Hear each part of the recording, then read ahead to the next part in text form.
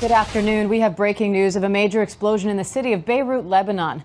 Here's a live look at the smoke over that city right now. The explosion happened in the city's port area, but the blast appears to have done damage throughout the city. The Lebanese health minister says that there are many injuries and describes the damage as extensive. ABC's Ian Pannell joins us by phone now. Ian, what do we know? Yeah, I mean, there are very few facts. There are far more questions right at the moment. What is clear is that there was one, possibly two, very, very large explosions. This is in an area down by the port area. Some of those buildings are used for storage. What we saw, first of all, from some of the videos appearing on social media is a series of small explosions, or the sounds perhaps of fireworks going off. And then one of the cameras captures from the distance, all this video still needs to be verified, what can only be described as a massive explosion, certainly one of the largest I've ever seen. It throws a mushroom cloud up into the sky.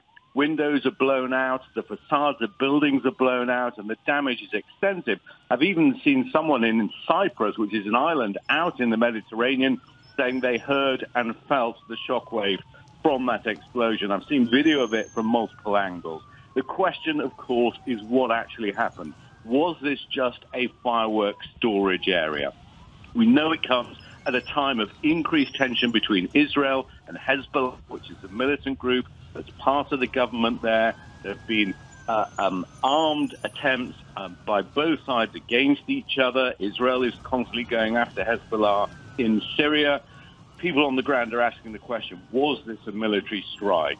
It's not impossible, of course, but it would absolutely raise the stakes and the consequences would be enormous.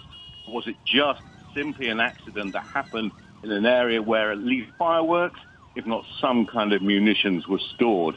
The answer to that question, putting aside the level of damage and the numbers of injuries, which, given the size of that explosion, could be catastrophic, putting that just to one side temporarily, the longer, bigger consequences for the region could be great, depending on the answer.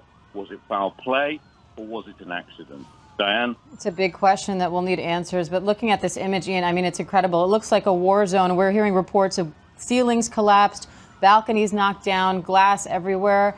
This is quite a bit of damage. Yeah, I mean, significant damage. And people need to understand the timing of this is, I mean, it's devastating for any city. But Lebanon is also in the depths of an enormous financial crisis. It's a city that is suffering from lack of electricity, lack of power, lack of resources. People are unemployed on a bigger scale than ever. People are talking already about the future of the country being doomed. The hospitals are full of coronavirus patients. We're seeing reports of some people who've been injured in this explosion turning up with blood running from their faces, but unable to receive any kind of medical attention.